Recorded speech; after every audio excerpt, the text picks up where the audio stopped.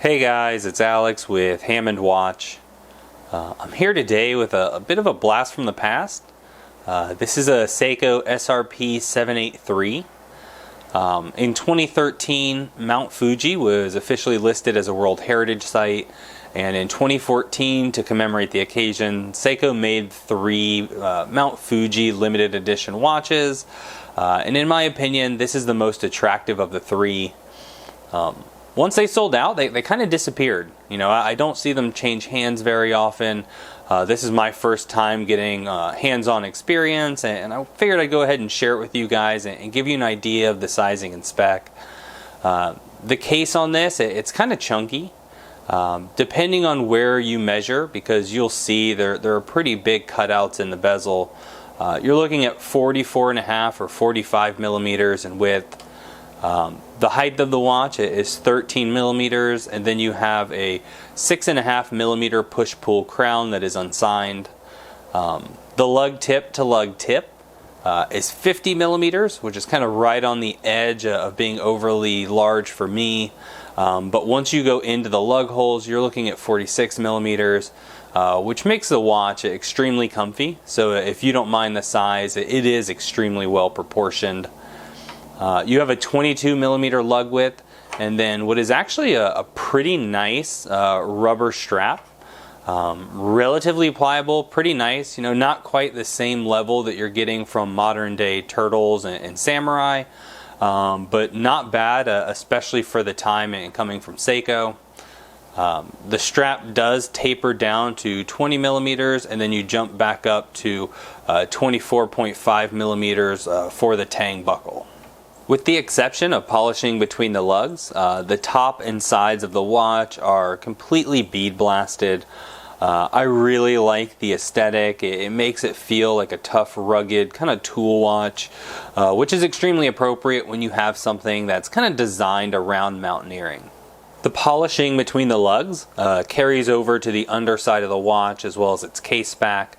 I always prefer having polishing here as it just feels nice and soft on wrist. The case back is screw down as the watch has 100 meters of water resistance, and around the outer rim you'll see general specifications and some identification numbers listed throughout. The display case back does feature a graphic on the underside referencing the World Heritage designation for Mount Fuji, as well as reminding you that the watch is a limited edition. The movement being shown is Seiko's 4R36. Stated accuracy on these is plus 45 to minus 35, although this one is running at about minus 12. You get a 40-hour power reserve, and this is a hacking and hand winding watch. What that means is as you spin the crown clockwise, you will feel the movement engaging and winding, which helps it gain power reserve. And then the hacking offers you the ability to stop the seconds hand while setting the time. This allows for precise time setting and will really help you when you're trying to keep track of how much time your watches are losing. Underneath the watch's Hardlex crystal is its defining feature in this beautiful guilloche dial.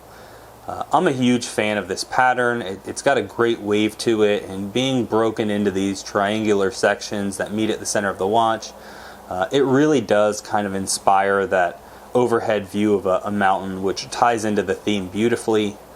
And it does this and creates all of this visual interest without sacrificing any legibility. The chapter ring as well as the border of the indices is one solid piece. It makes the watch extremely legible at a glance. The luminescent material is printed directly onto the dial, and you can see some small sections in between where the luminescence end and the border begins, but it's really not noticeable, and the luminescent job on this is just top notch. I also really appreciate the length of the seconds hand. It extends almost all the way out to that minutes track. And then if you'll notice, the tip of the little lume pip just grazes each index.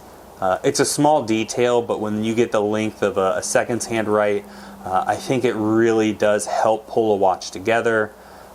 The hour and minute hand on the other hand, you know, I understand being a Seiko 5 that this watch is built to a budget.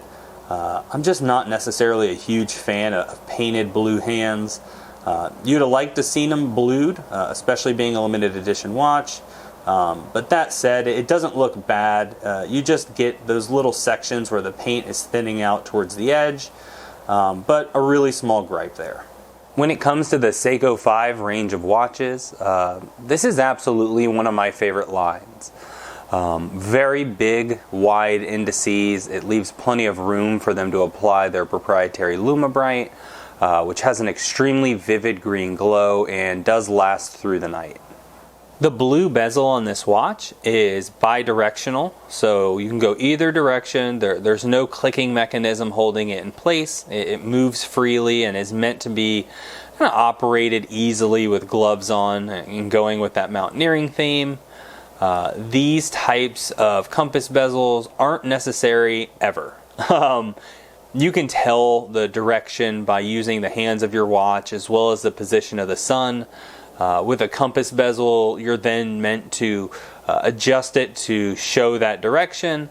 But if you already know that direction, you don't really need your watch telling you. So this is much more aesthetic than useful tool. That said, I love it. You know, I think adding in the numbers as well as the letters really helps to kind of spicy up the watch and make it feel a little bit more sporty. Here we are on my 7.5 to 7 3/4 inch wrist. I think the watch proportions really work well. It's got a decent footprint, but it doesn't look awkward or overly large. 13 millimeters, nice and tight to the wrist. I'm a big fan of the strap. It's certainly not one I would be rushing to swap out. So all things considered, it's extremely comfortable. While I think this watch, top to bottom, is extremely cool, there's a couple of things I wish were done differently.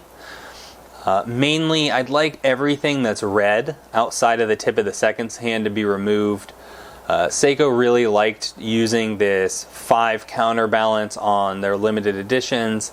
I've never really liked the way it looked. I've never seen a watch where it really fit the aesthetic. It always feels kind of forced and looks a little bit more like a mod than a official kind of Seiko product. Also, I think the sports kind of cheapens this logo area. The Seiko and 5 being applied and having a nice reflective kind of finish to them looks very sharp. I think it goes with the watch well. And then just red sports underneath it kind of cheapens the overall aesthetic. Also, you know, I think we're getting a little bit text heavy on a dial this pretty, especially one that doesn't have any type of numerals. And being shouty about being a limited edition, at least in my opinion, rings a little bit hollow when you're not publishing the numbers of which you're producing the watch, and when you're not doing numbered editions. You know, Mount Fuji being listed as a heritage site is certainly a big deal. I would have loved to have seen this as a numbered limited edition to just make it a little bit more special. That said, I realize those are small gripes and personal preference. Let me know if you guys agree down below, or if you guys like this kind of 5 seconds hand and sports throughout. The price on these, retail was $450. I doubt very many people paid that. You were able to pick these up gray market from sites like Creation Watches for like $199, kind of right at that $200 mark. And I think that's an extremely good buy. You know, even the other non-limited edition variants, they do a stainless bezel with a black dial that is absolutely killer. And the yellow dial is probably my favorite of the entire series. I hope you guys have enjoyed this video and a closer look at the SRP783. If you did, please don't forget to give us a thumbs up. It really helps in YouTube's algorithm. Also, consider subscribing. I put watch content out weekly, and I hope to see you in the next one.